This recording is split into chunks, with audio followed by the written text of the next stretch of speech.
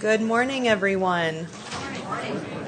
You are in session 220, Legacy of Interconnection, Planned Giving Made Easy.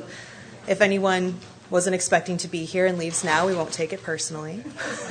But it is really great to see such a big crowd interested in planned giving. My name is Laura Randall. I work for your UUA as the Legacy Gifts Manager, which means that I help both individuals and congregations with planned giving. And part of that work is here today. And Tim Brennan is treasurer for our UUA, and he'll say a bit more when he comes up to speak, but he's our other presenter this morning. Can everyone hear me okay with the mics? Good? Little soft? I will speak up a bit. Thank you. All right, to get started, why should we promote planned giving in our congregations? And before I get started with that, I just want to say the slideshow will be available online, so take the notes you wish, but know that this will be available for you later. All right, why promote planned giving? The biggest one is you don't want to leave money on the table, so to speak. The biggest reason people say why they gave a planned gift is because someone asked them to. So if you're not talking about planned giving, there's money out there that you're just not going to get. You're going to be taking advantage of automatic touches, which is fundraising speak for connections you have with your donors. But touches you have are once a week, maybe more, with everyone who's a potential donor to your congregation. That's more than any other nonprofit ever gets. Once a week, maybe more. Gosh, the Red Cross would love that kind of face-to-face interaction with people. And another thing is you could use bequests in a time of need. Depending on how you decide as a congregation to use planned gift money that comes in, sometimes bequests can really save you from a hard time. So a planned gift is often the largest gift an individual is capable of making. A gift from an estate is usually a pretty significant gift and is very meaningful. It strengthens the bond between a congregation and an individual. Because who do we put in our wills? Children, grandchildren, family, maybe good friends, people we love, exactly. So if someone says that your congregation is in their will, they've just said, this congregation is like family to me. And that's a really meaningful statement. That's profound. Also, if you know about planned gifts beforehand, if it's not just a surprise, which sometimes they are, and there'll always be surprises, and those can be really nice, but you can have a really meaningful discussion beforehand. If you find out that someone's put your congregation in their will, you can thank them, you can talk about why they've made such a gift, and have a really great conversation about that relationship that they're honoring in this way. You can also talk about the particulars of a gift if they put any restrictions on it. And sometimes you can head off trouble before it starts. So let's say that someone loves your congregation and they also really love animals. And after they pass away, you find out they've left a significant bequest to start an animal shelter in your congregation's basement. Right? And there's a good chance that you're not going to be able to use that bequest money in that way, and that's a shame. Because if you had had a conversation earlier on, you could have talked to this person about their passions and talked about how to make this bequest that could be in keeping with the spirit of both of these passions, perhaps, but also something the congregation could use. So what are planned gifts? Simply put, planned gifts are any gift that require planning, negotiation, and counseling. I like to say they're anything more complicated, really, than writing a check or sending some cash. They can be immediate, such as gifts of stock, and they can become infinitely more complicated with gifts of trusts and things like that. So it really runs the gamut. With everything we talk about today, I love to remind people you don't need to be an expert. You don't have to remember everything I say. You basically just need to know the simple concepts. Know that these things exist so that when someone brings it up, you can say, oh, yes, this reminds me of that thing Laura said in that workshop that I went to at GA. And I can tell that person to talk to Laura, and she can give them the information. So you don't need to be an expert. You just need to know someone who is. And you do now. So what are the basic plan giving options? The most common one is a bequest. That's made through a will.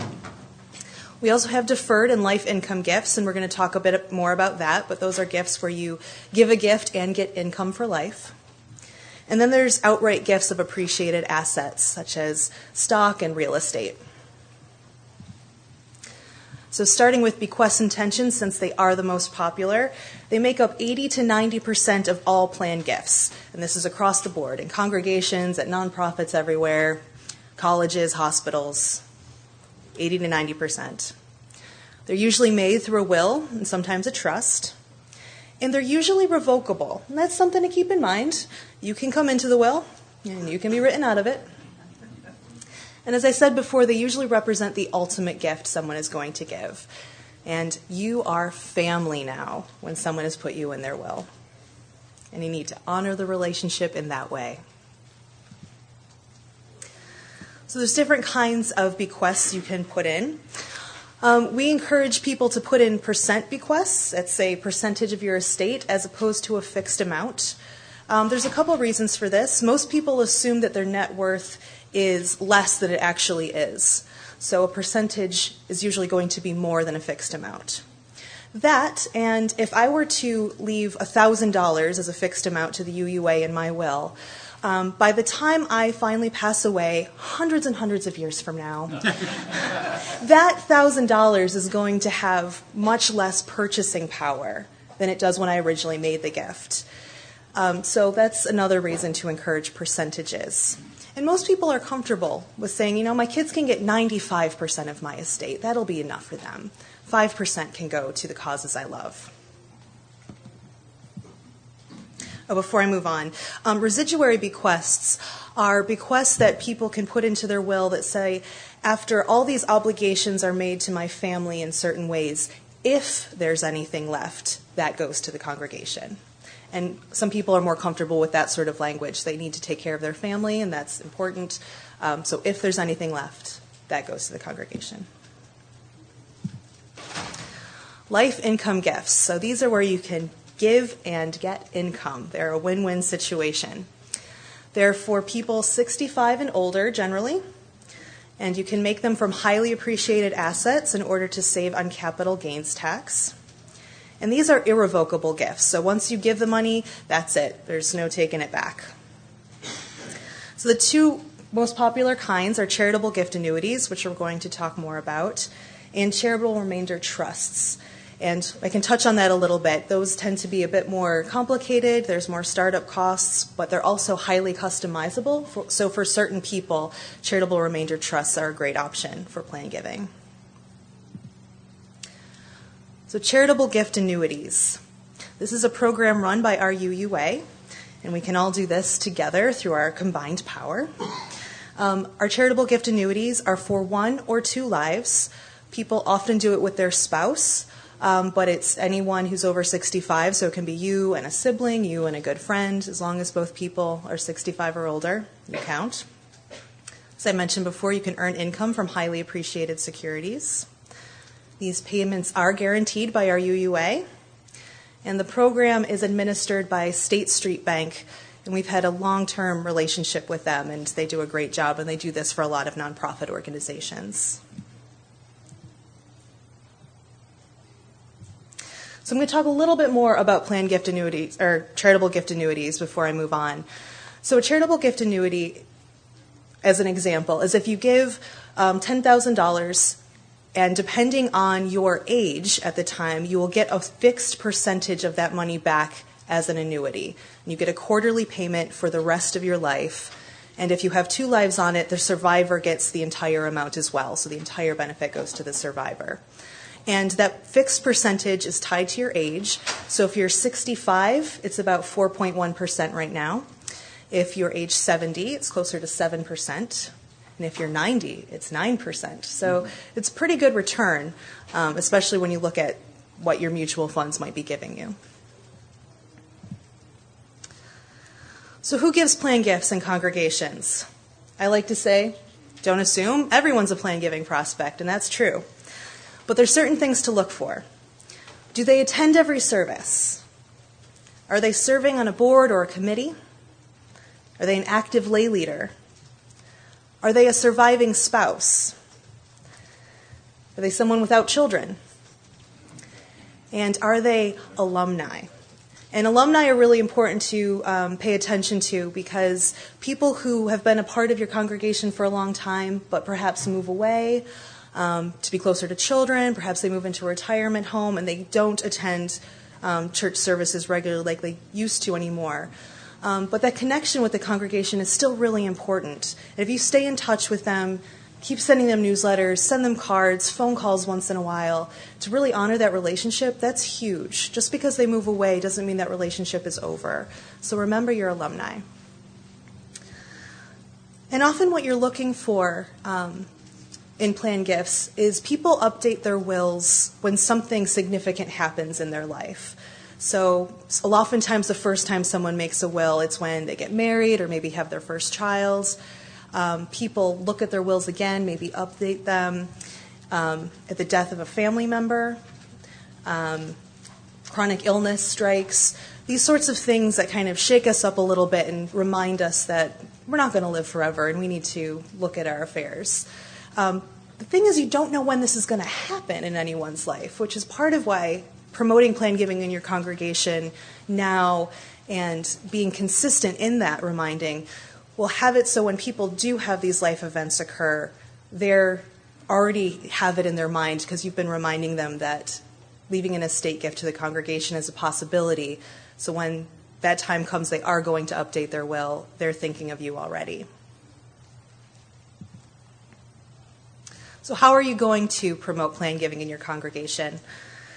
Well, you're going to want to educate your congregation about some of the things I've just been telling you about, such as this is a possibility. You can do this through newsletter inserts, order of service inserts, testimonials, and that's some of my favorite ways to do it. There's nothing more powerful than hearing someone's story, and it's just really simple, 5 minutes or less of, I gave a planned gift to my congregation, this is why I did it, and this is how I did it. And the how is important too, because it's really important to remind people that this is easy and fairly simple to do.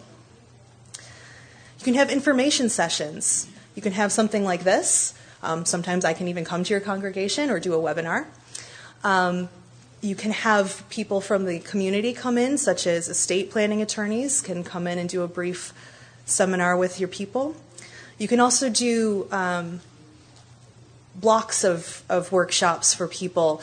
And this has been working really well in a lot of congregations to have a series of adult education opportunities that deal with end-of-life issues. So one session you might have a hospice nurse come in and talk about advanced directives, or you might have a geriatric doctor come in, or that estate planning attorney, and also have the minister come and talk about the spirituality of end-of-life times. So all of these things work together, and incorporating stewardship into those conversations is very important and powerful. And the congregations I know of that have done this, they find that a few people come to the first session, and then word of mouth builds. And by the end of it, they're adding chairs and people are just dropping by. People are hungry for this kind of information. You can create a brochure rack, and we have many brochures that you can use or modify for your own use at our UUA, and we'll have information about how to get those later. The most important thing is to make it as easy as possible for people to access this information and use it. And then you're going to want to create a recognition society for the people who said they're making plan gifts to your congregation. This helps you stay in touch with the people who said they've made this commitment. It creates stronger bonds. You can hold members-only events. These can be a lot of fun. Sometimes it's a concert that you all go to together, or a museum trip, or even just a nice dinner party. And for those nice dinner parties, it's great to have members host them at their own homes, and that's another great community building event. And you're going to want to make a list of charter members. And if you're first getting started and you don't have a legacy society yet, I recommend that you get 4 or 5 people to be your founding members so that when you launch this, there's already some people in the group. You can create an oral history project, and this is really a fantastic way to get stories about the congregation. Similar to the NPR StoryCorps model. Buddy programs are fantastic, of linking older members of the congregation with some of the youth and having them be pen pals or maybe just lunch sometimes. It's a nice intergenerational thing to do. They can become honorary members of the stewardship team. People who've made planned gifts are very committed to the health and vibrancy of the congregation and its longevity. And so they have a lot of good ideas about stewardship, so ask them about them. Also having them be guests in religious education classes, either to speak about something that they're passionate about or extremely knowledgeable about, or to help out in the classroom. So you've got this program going. How are you going to know if it's working? Recommend you review it every 3 years. And it's going to take about 3 years, maybe even a little more, before you really start seeing anything that's worth reviewing. Plan giving is a long game, so you have to start now and you'll start seeing results later on. So every 3 years we recommend a review. In this way you can determine patterns of gifts, what you tried and what's working, what gets responses. Get feedback from people about how they're feeling about what you're trying. Learn from and with other congregations. And this is really important, and there's a lot of great information out there and out here from all the people and all the congregations that have done this work before, what they've tried, what's worked well, what hasn't. Learning from each other is really key. And we recommend the appreciative inquiry approach, which is what are we doing well?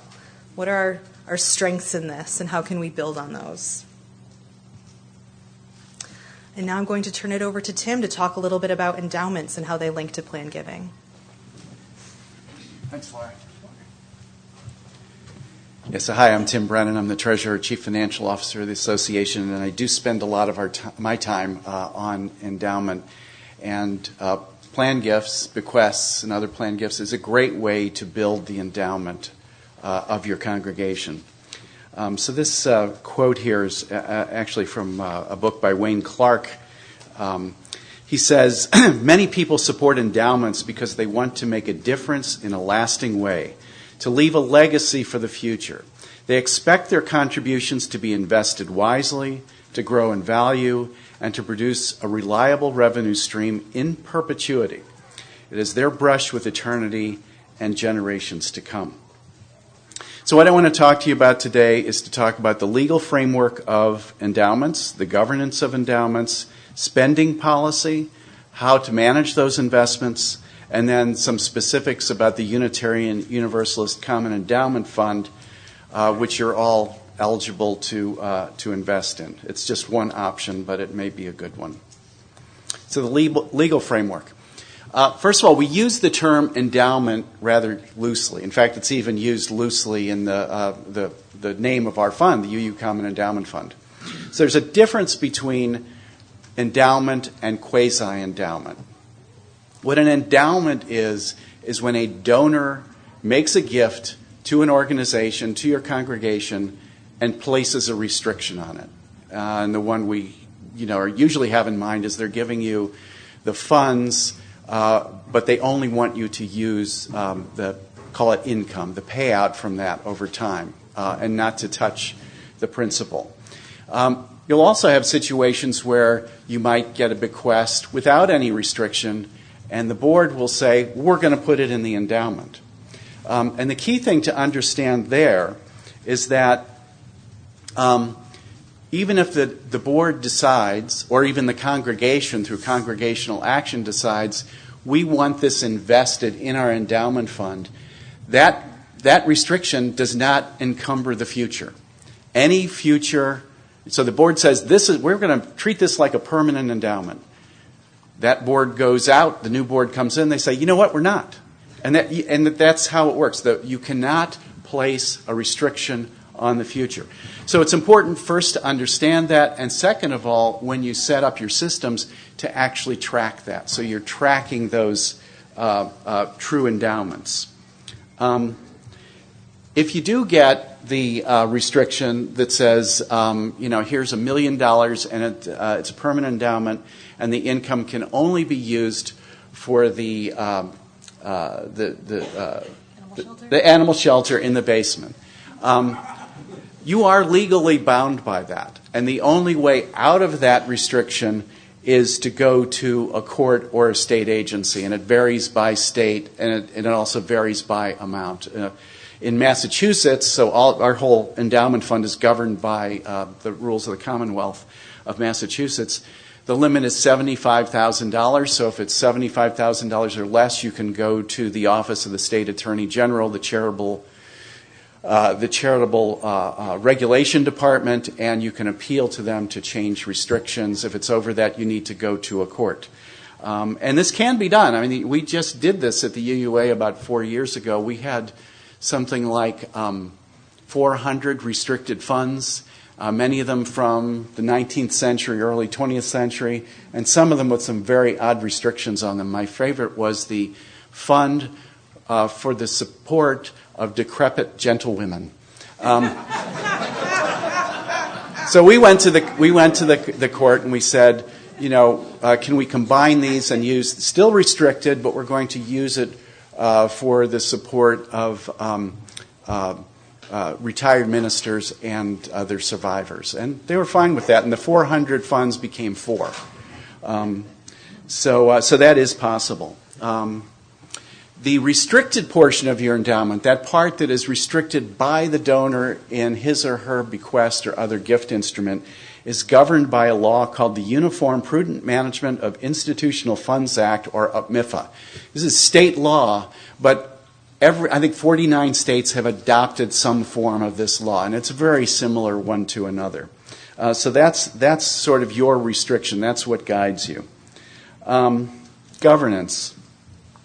So I hear from congregations frequently that we want to protect the endowment, and we're going to do that by setting up the endowment as a separate legal entity. We're going to create a foundation.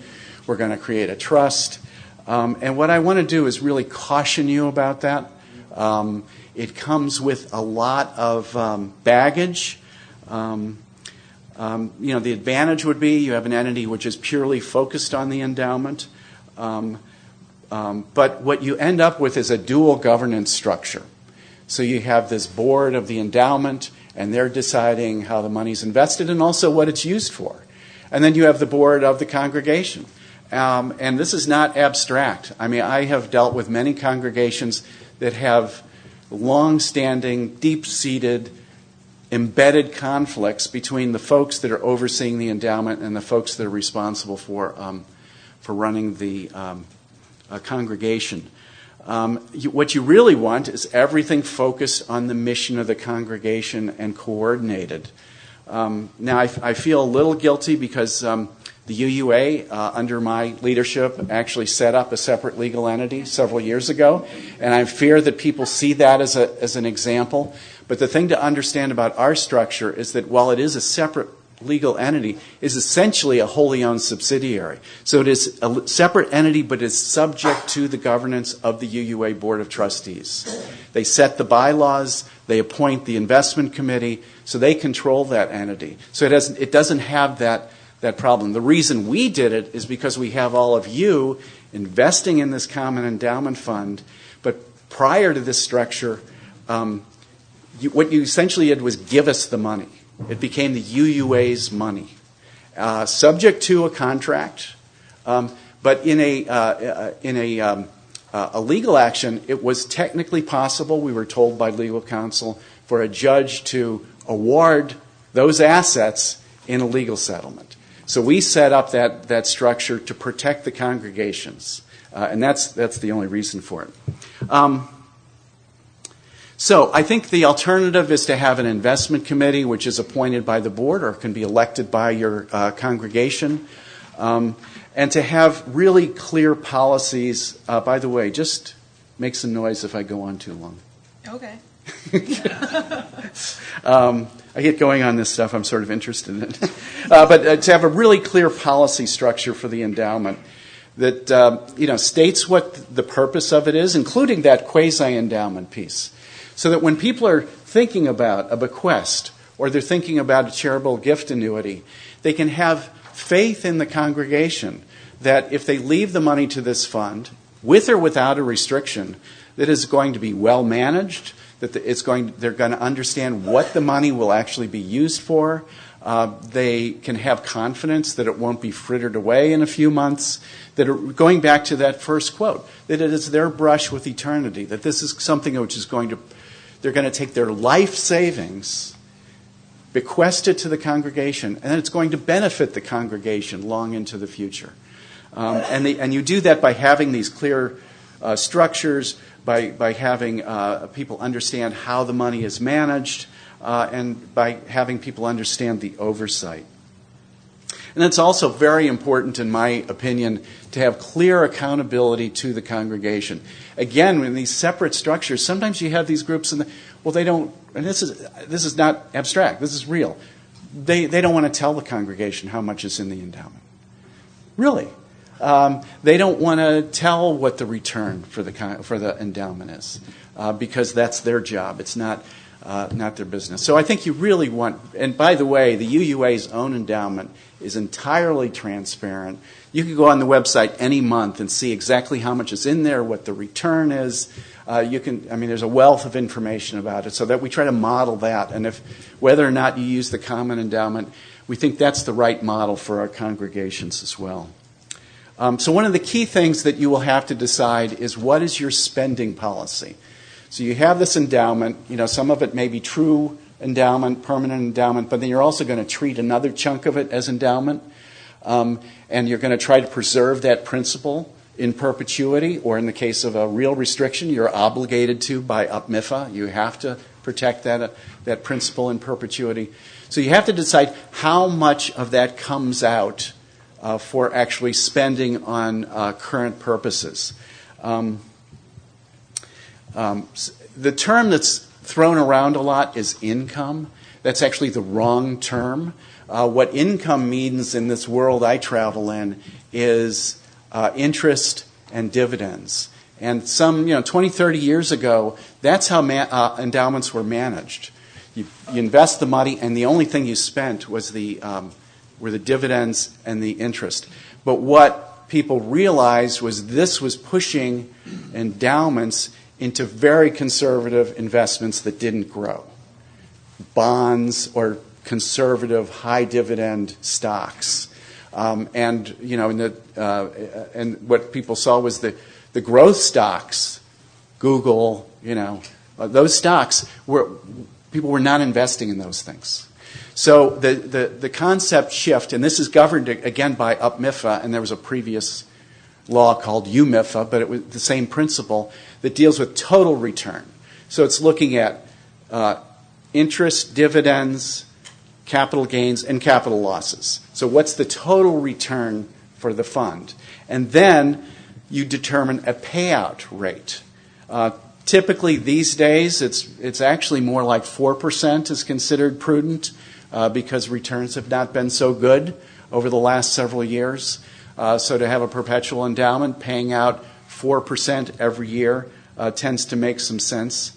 And then what most institutions do is to come up with a policy which doesn't just look at the current year.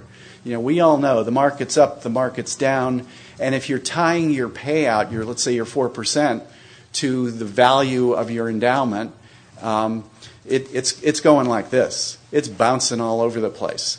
So there are different tools that can be used. Some do use the fixed percentage. A lot use a 3-year rolling average or a 5-year rolling average. So what's the average asset value over the last 3 years? Then we take 4% of that. There are also models that say they take the payout and just adjust it for inflation. And then there's something called the Yale model, which is actually what the UUA does. And that takes a mixture between the inflation-adjusted weighted average, the inflation-adjusted payout and the percentage of assets, and applies a weight to each. So in our case, we look at the adjustment in the CPI or the spending, the inflation rate. We weight that 70%. So in other words, if we paid out $1 million last year and inflation was 3%, this year we'll pay out $1,030,000. And then if the assets went up by 10% in the year, then we'll weight that 30%, and you come up with this blended average. So in all these cases, you're going to actually have years where the value of the assets are going to go down, but your 3-year rolling average, of course, doesn't go down as much, and you're going to be paying out more. So you're actually going to be chipping into that principle. But this is considered prudent under these laws, up MIFA, so you are allowed to do that because your focus should be on the long term. What is your best understanding of the likely return of this fund over the long term? And if you are prudently spending at a rate which, given those assumptions, is going to, over time, add to or keep the principal at the same value adjusted for inflation, then that is considered prudent. It's allowed by trust law. And then the last thing here is what guides this whole thing is a concept called intergenerational equity. And what this means is there is a right payout rate. If the payout rate is too low, what you're doing is penalizing the current generation. I mean, let's just say the fund is for scholarships. That means you're paying out less in scholarships to current students, and you're going to benefit some future generation. On the other hand, let's say your fund is earning 5% a year and you're paying out 7%. Well, that means you're privileging the current generation of students, and you're going to penalize the future. You're taking money from them in order to benefit the current generation. So what the law says, and actually what our moral guidance says, is we're trying to strike the right balance there. We don't want to pay out too little, but we don't want to pay out too much because we're trying. It's a perpetual endowment. It's to benefit now and the future, and we want that balance. The last thing to say, and this is the exception, is when you're in that point, working on your planned gifts and bequests, and let's say you've raised $30,000, well, you may not actually want to pay out anything yet. And that's this concept of the accumulation period. You might want to say, we have an active program to build this up, and we're going to start payouts at $500,000, but we're going to allow ourselves 5 years to accumulate that much. Now, eventually, maybe you don't get there, and then you have to revisit that concept. But it is permissible to have an accumulation period where you're building up the endowment to the point that you think makes sense. So now you've got the money, and you need to manage the money. There's a concept called the endowment model, and it was pioneered by David Swenson, who is the endowment manager for Yale, which has been highly successful over many, many years. He has a few books, but one I would recommend is called Unconventional Success. And what this talks about is, first of all, diversification of the portfolio. So it's not the old model where we do stocks and bonds. It's really trying to diversify over asset classes, over multiple managers. So you may have U.S. equities, but you don't maybe necessarily want to load it all up on one manager. You want a little bit of diversification there, if you can. Geography. It's not all about the U.S., folks. About 70% of investable assets are not in the U.S., so think about that domestic bias that many people have. And within asset classes, we have stocks and bonds, but we also have emerging markets. We have developed markets. If they're available to you, there are different vehicles like asset allocation funds, hedge funds, and by mixing what Swenson says is by having a highly diversified portfolio, you will get less volatility over time, so less of this, and you will also get the same or a better return. And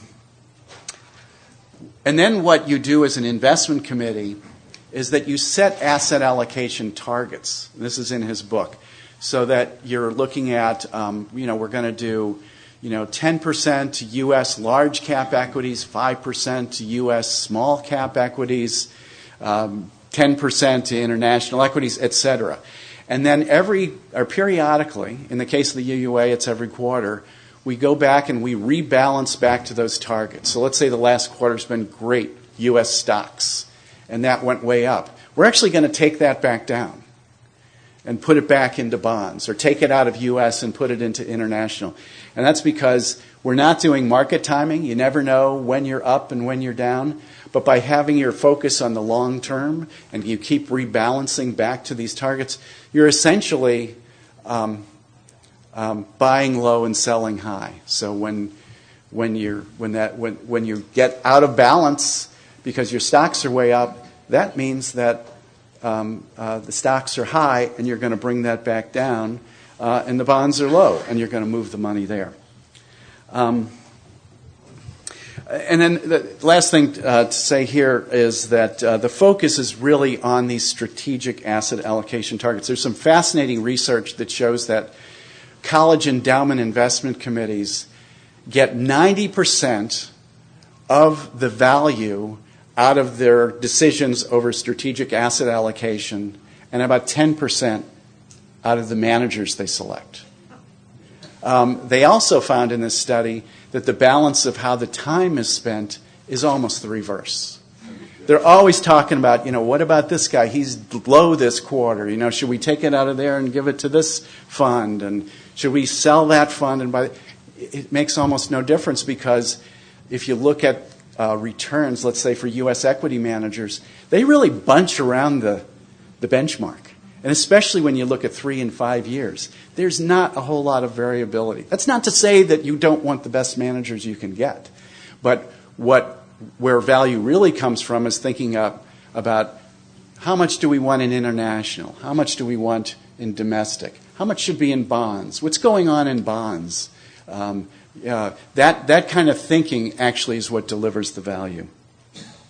And the other point he makes, which is very important, is so what I'm talking about with this asset allocation, adjusting, rebalancing, it's not market timing.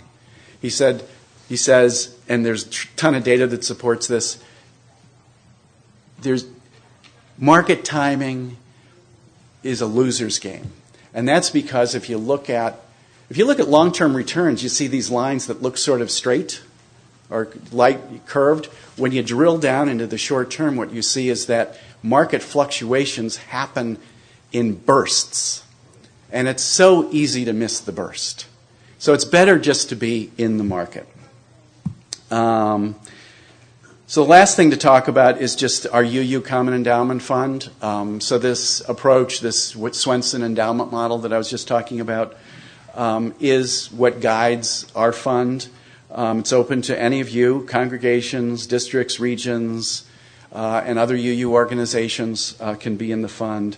It's very much a long-term horizon, so if this is short-term money, it's a cash reserve, or it's something for a building you're going to do next year, wrong place for it.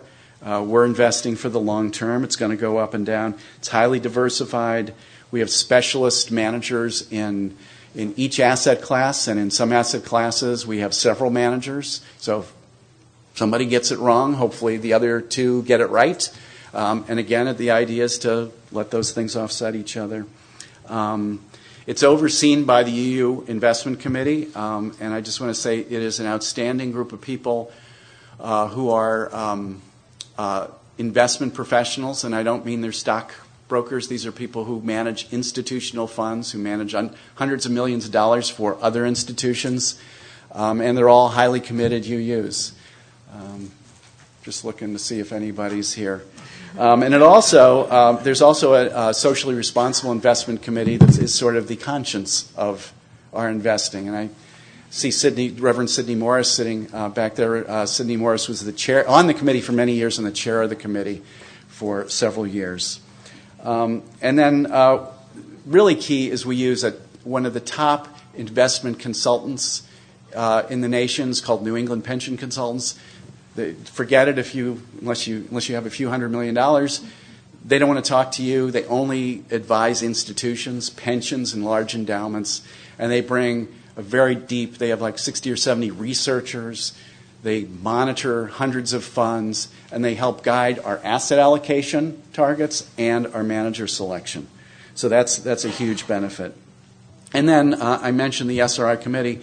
The fund is managed to reflect our UU values while achieving the financial goals. A previous investment committee chair said, we're balancing risk, return, and justice. So we're not giving up any one of them.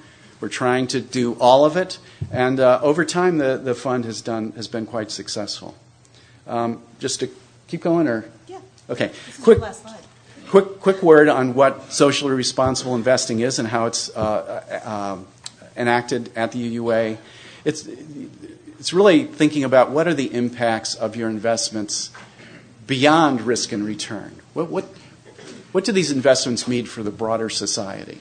There are three elements to it. One is the actual security selection, and sometimes that takes the form of negative screening. For instance, the GA has told us do not buy tobacco stocks. We don't buy tobacco stocks. But really our program is much deeper than that. And it's what's called positive screening, or sometimes favor avoid. And so what our guidance says, and again it all goes back to General Assembly resolutions, is that there are some behaviors that we want to avoid, let's say negative environmental impact or negative human rights effects. So we want to find the companies that have poor records in those areas and avoid them, and find the companies with the outstanding records, let's say those that adhere to the UN principles for human rights, and weight the portfolio in that direction. So it's a dynamic process. We use a leading SRI research firm that looks at the 1,000 largest companies in the United States, rate them on a whole array of issues, which again come from us. We tell them this is what's important to us. This is not a cookie cutter.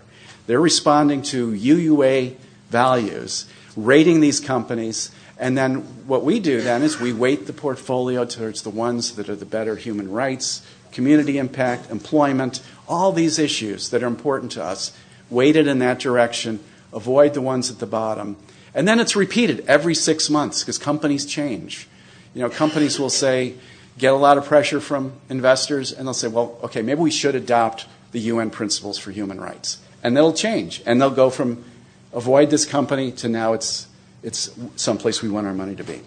Shareholder advocacy. So when you own the stock, you have a voice, and we exercise that voice. We exercise it on our own, and we exercise it in collaboration with other investors, like the Interfaith Center for Corporate Responsibility. So the theme of this whole GA is interfaith work. I'll tell you, we're in the middle of interfaith work with many other denominations, the Reformed Jews, the Methodists, United Church of Christ.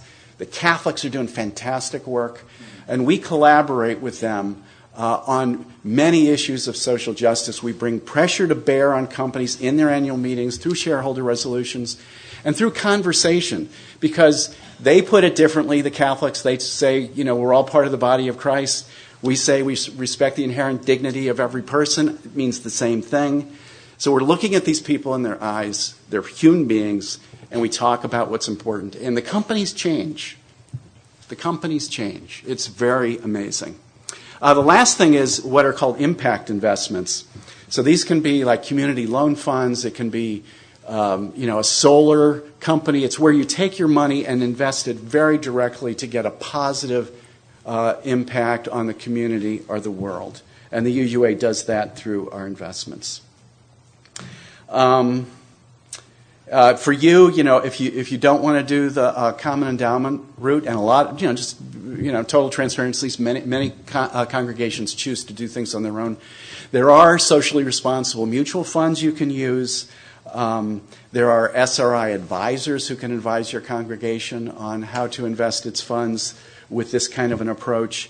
If you don't own the stock, if you just own the mutual funds, you can't vote your proxies, but you can write letters to companies, and you can say, I own your company through this mutual fund, and I'm concerned about this. They listen. And if you own the stock, you can go to the annual general meeting, and you can speak. And we do that.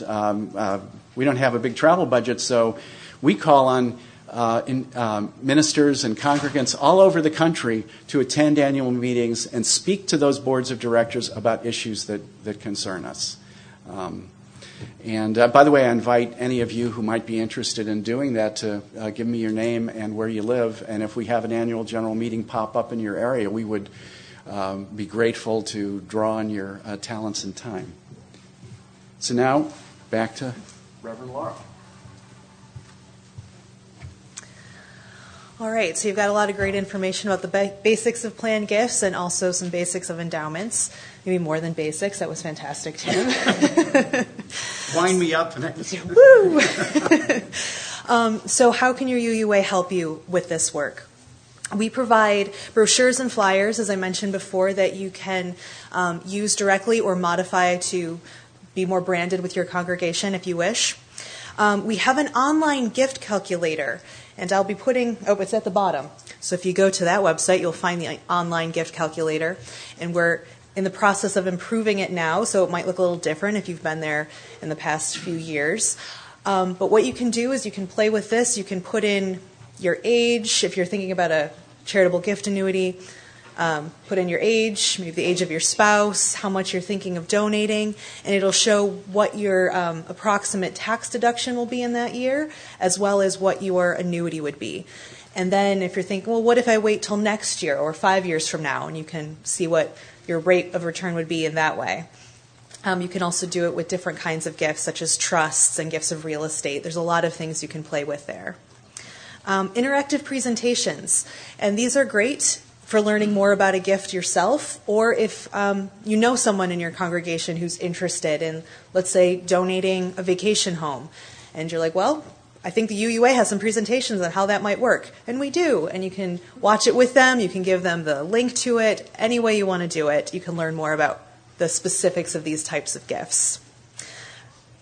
Tim already talked all about the UU Common Endowment Fund, so you can go there and learn more about it. Other ways you can help.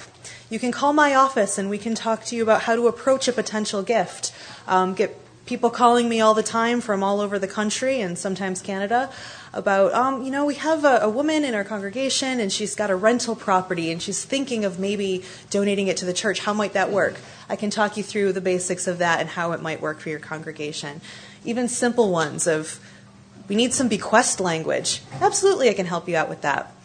If you're just getting started and you're putting together a gift acceptance policy in your congregation, I can help you out with that as well, give you some examples, talk you through some of the pros and cons of different ways of doing things, and work you through that as well.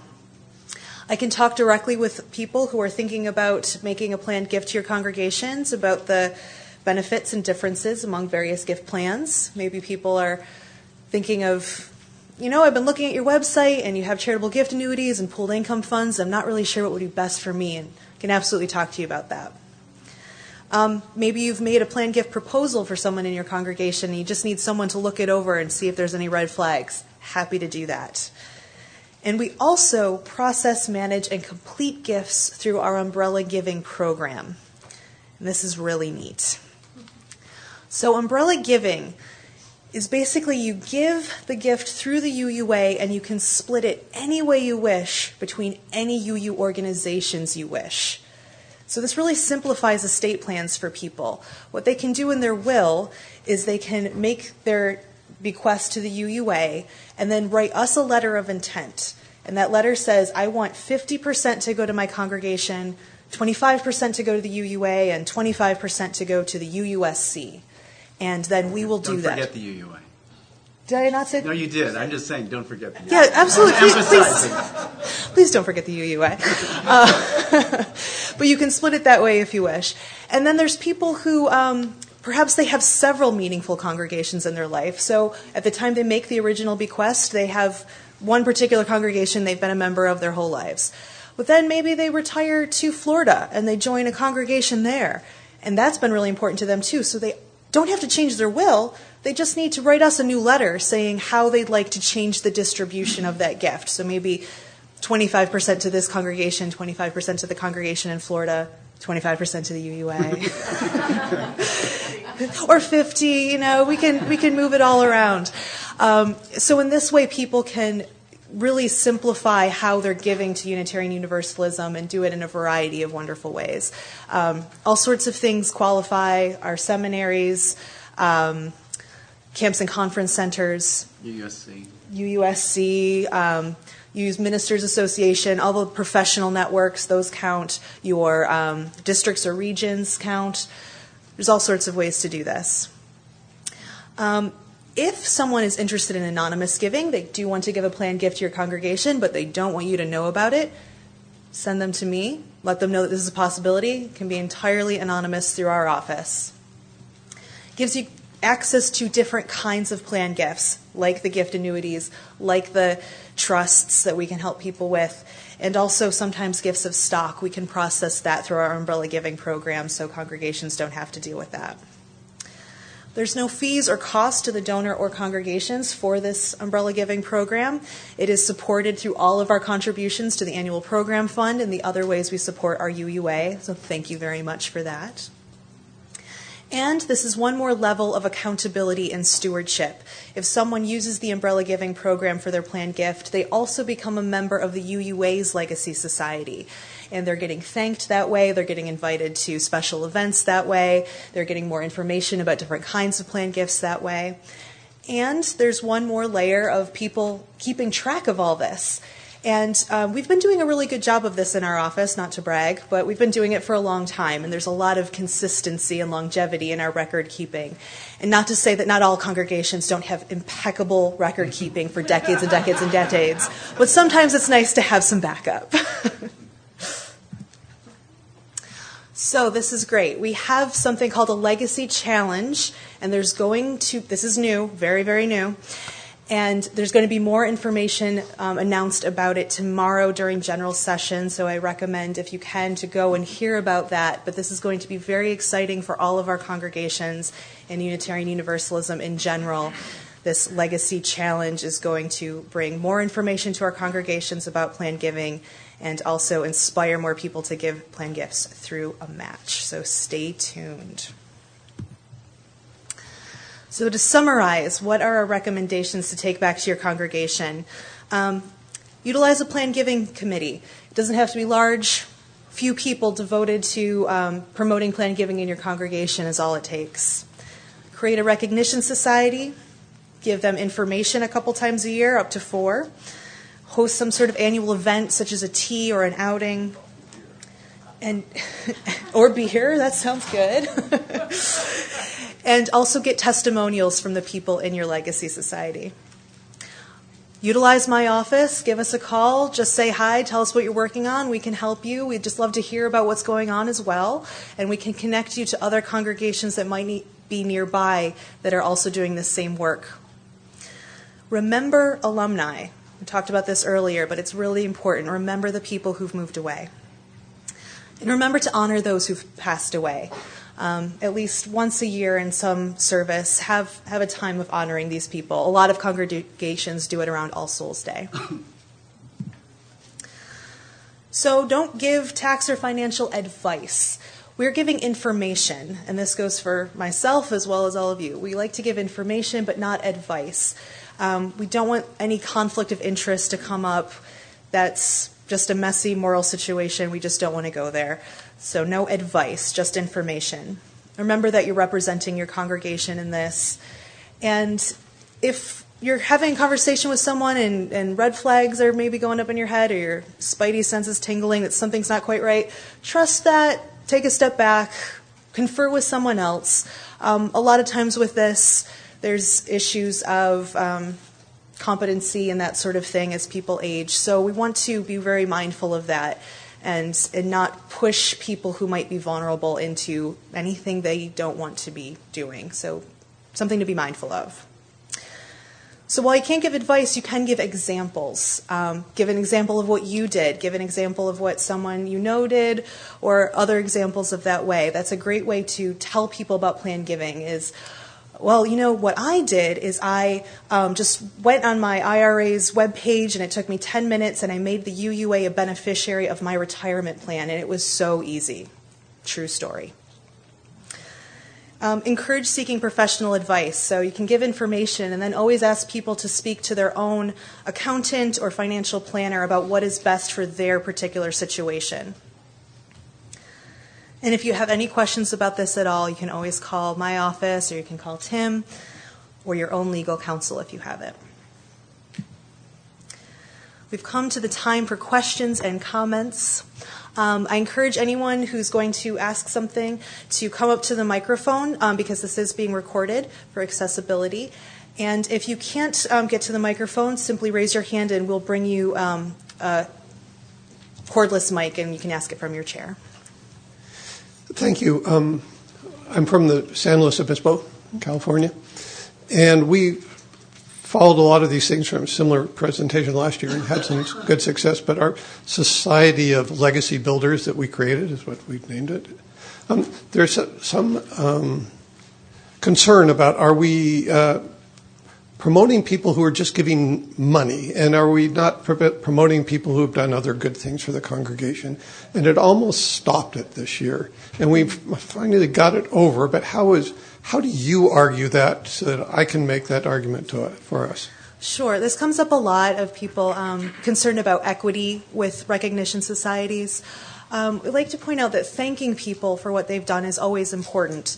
And you can set your own parameters about how people are welcomed into your legacy society or not. We do it with any intention. So we don't ask for proof of this gift that they're giving, and there's so many ways to give legacy gifts through, like I said, retirement plans, gifts of life insurance, wills, these gift annuities, all sorts of ways to give a legacy gift that we really hope it is accessible to as many people as possible. And this isn't to keep people out, but it is to invite people in and lift up their intention for what they hope lives beyond them. So it's not meant to be divisive. And if there's a particular situation, feel free to call me and we can talk it out as well.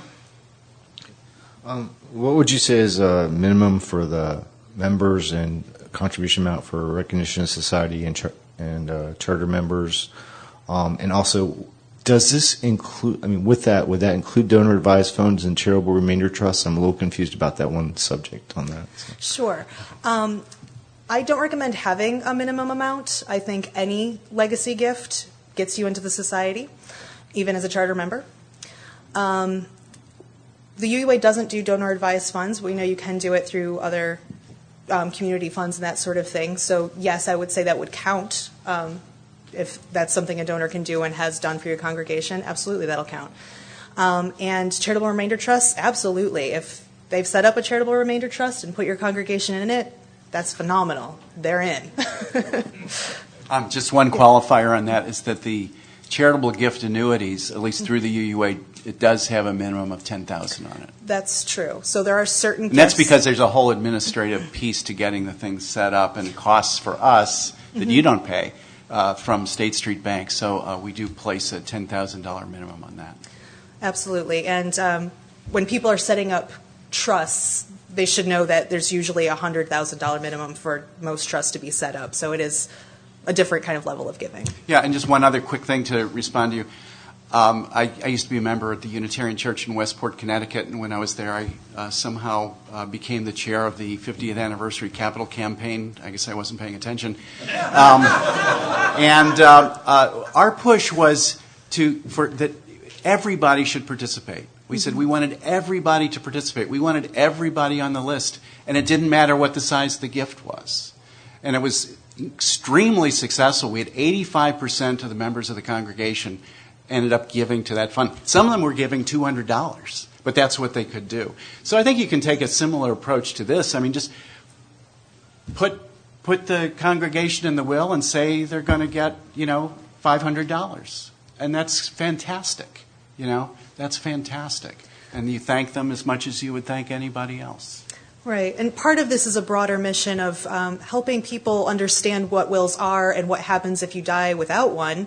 And even if you can just conscious raising awareness with that in your congregation that gets more people to create a will, that's huge.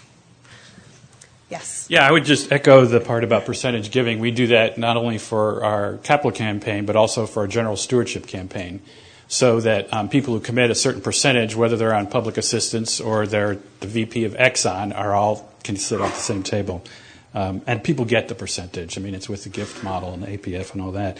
So 2 questions. One is, it's generally acknowledged that index funds do better over the long term than managed funds. And so I'm wondering if the UUA Common Endowment Fund, where we have our $500,000 invested, if it beats the S&P 500 with some regularity. That's just a one question. And the second question is, you stressed make it easy. But then there's also the complexity piece. So when I go on the UUA website, not recently, but a while ago, to look for endowment stuff, it always ends with, here's some words, here's ideas, and consult your financial advisor. So I don't want to give a brochure to somebody and say, this is really easy, these are the steps, these are the types of things you can do, and go by the way, now go on the internet, redo your research, find a financial. That's just like too many steps. And my concern is that people will say, they'll smile, I'm not dying this week, I'll do this someday, one of those life incidents that you mentioned. Mm-hmm. So does it always end with consult your financial advisor? Because that then should be part of the strategy about how to really get people connected. It seems to me that's a pretty big hurdle. So are we beating the index funds with these managed funds? And is there any way to streamline that call to action piece at the end? I'm going to hand the first question to you. So I know just the research you're talking about. If you think about the whole market, if any fund beats the market average, there has to be somebody else who lost, right? I mean, because so that's where that research comes from. But the truth of the matter is there are managers who do pretty consistently beat the market averages. The way we manage our U.S. equities is that a little over half of it is in a index fund. Now, it's an index fund we created. It's a custom index fund that does this, favoring the good SRI performers and leaving out the poor performers. Interestingly, it hits the benchmark. We pay 12 basis points, in other words, 0.12% for the management of that, because there are no decisions being made. It's just going through a computer. So we do that. We also have an active large cap manager. It's a very few positions, like 20, 25 positions, and they have been remarkably successful over a very long term. I mean, they've been there as long as I have, and they've been, over the long term, they beat it. And then what other research will show is that and the reason that managers have a hard time beating those benchmark averages in the large cap is because the information is so pervasive. It's hard to have an information advantage. But when you start getting into smaller cap stocks, the information is not nearly as pervasive. And so managers that do really good fundamental research, some of them can be successful and beat the benchmarks. So in our small cap managers, we do use active managers. Does that help? Yeah. And the make it simple part? Make it simple part. Having a wide variety of gifts is the key to this. Making a bequest is fairly simple, but it does require making a will, and it can be done either through an attorney or online. If you're making a simple will, there's plenty of really standard, good will writing technology online. Also, beneficiary designation forms are the simplest way to give a planned gift. Like I said, what I did was taking my retirement account. It took 10 minutes, and I just said that 10% of this is going to go to the UUA someday. Thank you very much. Sure. Is there a minimum threshold to participate in the UU Common Endowment, and what might that be? Yeah, it's only $10,000, which is actually way too little if you were in a commercial enterprise. But what we're trying to do is to encourage congregations to get started. So you get your $10,000 started, and then you can, through your legacy giving program, say, we have this fund and it's ready to accept legacy gifts, bequests, and others. And then you can grow it. And you pay the same, by the way. There's no fee to get in. There's no fee to get out. You have total liquidity every month. If you decide we're idiots, you can pull the money out at the end of the month. And the management fee overall is right about 1%. And that includes everything. There are no add-ons or extra fees. It's about 1%. And is the $10,000 the same for umbrella giving, the umbrella giving program? The umbrella giving program is for any amount. Good. Okay. I mean, if you give us $10, we'll still do it, but don't do that. Thank you. Yes, hi. Thank you for your information. It was great learning. You mentioned an investment team, an investment committee thinking about how best to invest in endowment. And you also mentioned, well, maybe you don't want to pay out income right away. You want to have an accumulation period. And I wanted to know a little bit about if you can recommend guidelines or not just leaving it to the discretion. In other words, let's, for example, say the endowment may equal a year of the operating budget. Is it wise to start paying out money? Or personally, I think it would be wiser to wait. But that's a guideline that I wonder if you have a suggestion about. Yeah, I don't think there are any standard guidelines. I think it depends on the mission and strategy of the congregation. I guess the one guideline I would have is, back to that principle of intergenerational equity. What I think does not make sense and is questionable is to say, okay, we aren't going to pay out anything until we've got $1 million. And by the way, we started 10 years ago, and we're at 100,000. It's like at some point you go, wait a minute, these people gave you the money in order to do a payout, in order to benefit the congregation. So I think what would make sense is to say, to have two goals, to say, our goal is $1 million, but if we don't get there in 5 years, we're going to start paying out some reasonable amount. That's how I would do it. And I guess the other thing is to kind of turn it around and say, okay, let's just say, simple math, we're going to assume a 5% payout rate. At what point is it meaningful? And it'll vary from congregation to congregation. I mean, you might say, we're going to start paying out at 100,000 because actually, if we can take 5,000 out, we're going to make a grant to a local social justice organization, and $5,000 would be a lot of money. It would be meaningful. On the other hand, you have a congregation with a budget of $2 million a year, and you're going to use it for operations. Well, what's the point of $5,000? We're going to wait until we have $1 million, and we can have 50,000, and then it's meaningful. So I think those would be the two tests, I'd say. Thank you. I'm from Peterborough, New Hampshire, and we have a nice endowment. We also have a huge historic building. And so we've had endowment wars over the last 20, 25 years that I've been part of the congregation. Snapshot. In the 90s, we had an endowment that was probably $500,000. It was actively managed by members of our congregation. I didn't mention that. That's also not such a good idea. Okay, well, how do you fire we've them? grown up since then. Let me finish the story. And we had a process of taking 5% out of the endowment every year and just using it for whatever the church was doing. We were told a number of things that, one, some members would say, never touch the principal. We decided to do handicapped access in the mid-90s, elevator, ramp space, all that kind of stuff. We did a capital campaign of $200,000 to do this stuff, but during construction, suddenly there was other stuff that needed to be done for another $1,000 or $70,000. Should we take it out of the endowment or what? We did, but there was a lot of fighting about that. Then there was also always the message that you shouldn't be using your thing from the endowment for your operations. That you should be doing that with pledges. So there's always that tension in a congregation. Mm-hmm. So after all those wars were over, we set up a committee to do an endowment restructuring. There was a lot of the endowment money that had been, this is for the building, this historic building.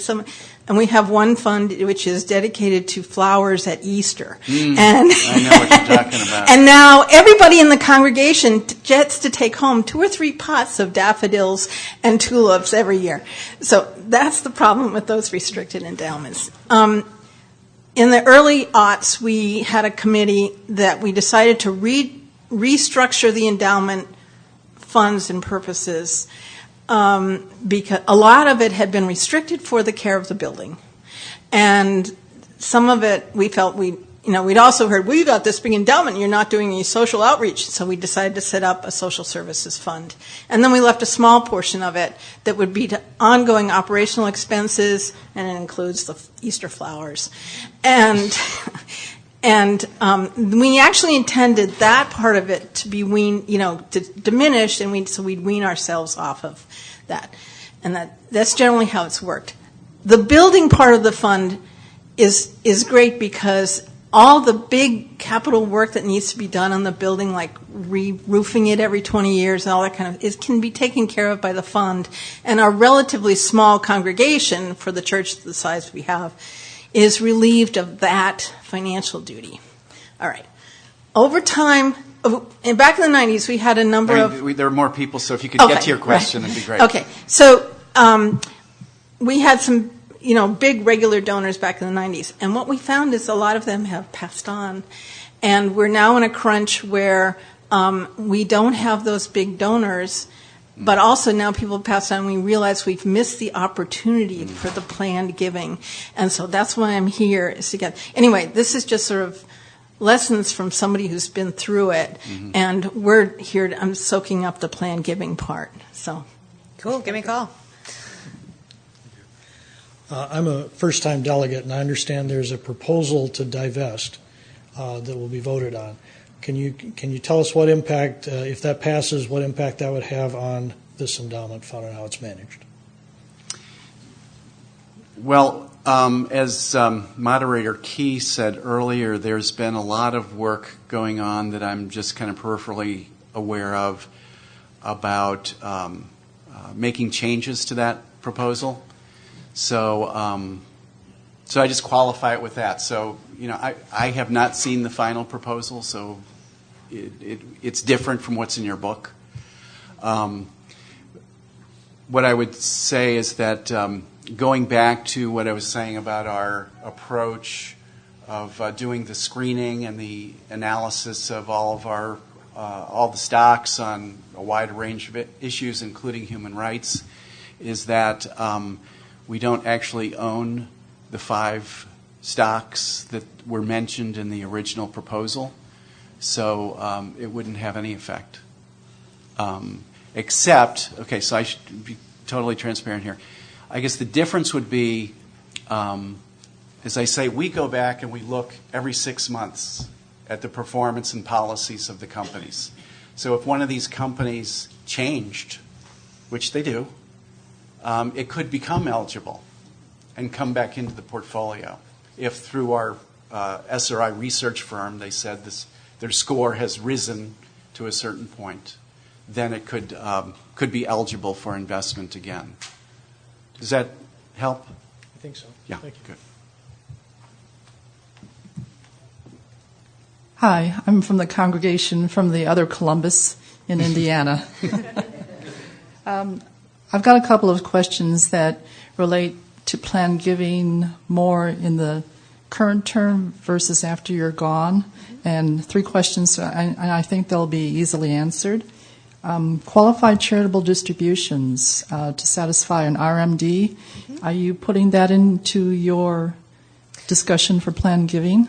You absolutely can, and we can work with you with that in our office as well. If you are 70 and a half or older and you have that required distribution from your IRAs, we can roll that over as a charitable distribution. Take it, and you can either have it go directly to your congregation, or you can use our umbrella giving program to disperse it to several UU organizations, including the UUA. Okay, great. Thank you. We're pretty gray. Yes. When we receive stock, whether it's from a bequest or for operating funds, we typically sell the stock right away to avoid losses. Is this typical of most congregations? They divest the stock and sort of move on rather than try to manage the stock? That's what we recommend. It's what we do at the UUA. I'm not actually sure what most congregations do. Yeah, most charities do that, and that's because, you don't want to be in the business of market timing because you'll be wrong more often than you'll be right. And your investment portfolio hopefully is being managed with an overview and a strategy. And if suddenly then you've got, $500,000 of Exxon stock, it throws the whole thing off. Better to liquidate it and then put it back into your whole portfolio. Okay, thank you. And the last question is around planned giving. We have a small endowment. We're still taking baby steps in terms of planned giving and endowments. We'll focus some time this year, but has there Have congregations voiced to you that they've experienced an impact on their annual stewardship campaign once the planned giving is promoted? Sort of like you can only go to the wells so many times? Sure. Almost every congregation raises that concern, and I've yet to see that happen because legacy giving is it's not current money. So when you're making a bequest, that's making a bequest of assets you don't need anymore. So it's not exhausting people in that way. You're not asking them for the same money. It's when we like to think that they're complementary. To say you're making a gift now, and would you consider also supporting the congregation after you're gone? And so we recommend you put some plan giving language on every piece of stewardship material you send out, including on pledge forms and things. Just at the bottom, a little checkbox that says, I have included this congregation in my estate plans, or I would like more information on how to do so. And just those two questions or statements put it in people's mind that it's a possibility. It's one more way of consciousness raising. Okay, but endowments, building endowments can be used with current assets and future assets. It's those current assets that I'm thinking about. Generally, it has no impact. I haven't seen an impact. Okay. I mean, I suppose you can overdo anything, but I haven't seen that happen yet because they do tend to be two different sources of money for people. Okay, thank you. Yeah.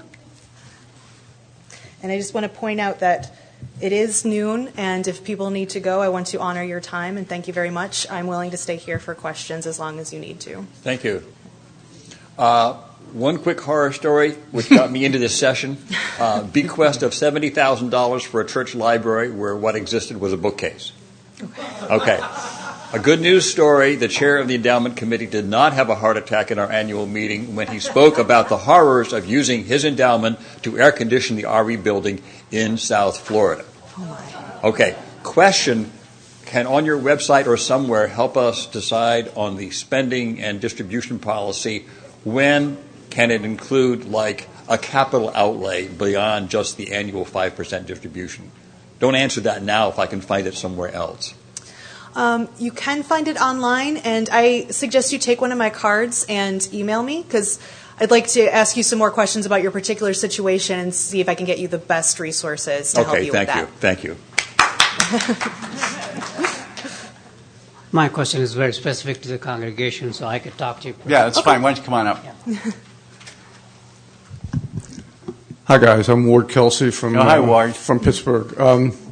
I have a couple of comments and a quick question. The comments have to do with some of the advice that you've been getting here that I'm sort of sharing my experience with you.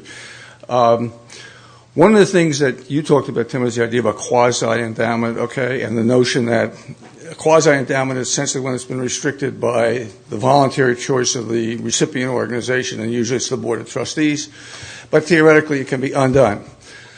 Well, one of the things you can do to sort of calm people's nerves about that and sort of avoid having a plethora of restricted gifts is to do what our church has done, which is to have a bylaw that says there is now created a fund called the Endowment Fund. And the Endowment Fund cannot be simply undone at the whim of the board. It requires, in our case, it requires a sort of a supermajority vote of the congregation, that kind of thing. I would say if you do that, and I like the idea of having a bylaw, make sure that A, you make some kind of a general statement about what the endowment fund is for, which nobody in our group did, and B, you have, if you can, some sort of general guidance about the investment policy you want to see applied to the fund, again, just because it sort of helps the people who have to manage it. Okay. Second thing I was going to say is, this is a plug for you guys. We have a pretty good sized endowment fund at this point. And we also have an investment committee, also created by bylaw, that's responsible for deciding how to allocate that money. And over the years, I've been pushing them to get everything into the UU Common Endowment Fund, but we still have a bunch of sort of technical managers stuck on the fund, our group. And so once a year, we have to go through this horrible, painful process of juggling about 23 other investments in order to rebalance, okay? And it's only recently they've had people who even cared about that sort of thing and knew what they were talking about. So I would strongly encourage folks, unless you have a very large amount of money and some very sophisticated money managers in your congregation, don't get yourself in a situation you have to start individually rebalancing your investments if you possibly can avoid it. Now, my question is this. Every now and then, when I send some money into one of our sort of direct action kind of investments, I get a nice letter back from them saying, oh, thanks, and by the way, your UUA just matched your gift. Would somebody explain how that works? Because I'm just always amazed. I mean, I send $10,000 into Oiko, and lo and behold, Oiko writes back and says, oh, thanks, you just gave us $20,000, you know, and I just, you know I haven't heard about it, but I just don't know quite how that works. Yeah, thanks for that plug. So, yeah, we have what's called a community investing matching fund. So if a congregation makes an investment, not a contribution, an investment in a community investment fund, a community investment housing fund or microcredit or whatever, and they submit the application to us, then the UUA will match that with another $10,000. We make the investment ourselves. So it's just the idea is just to incent congregations to do more community investing. Thank you all so much for coming.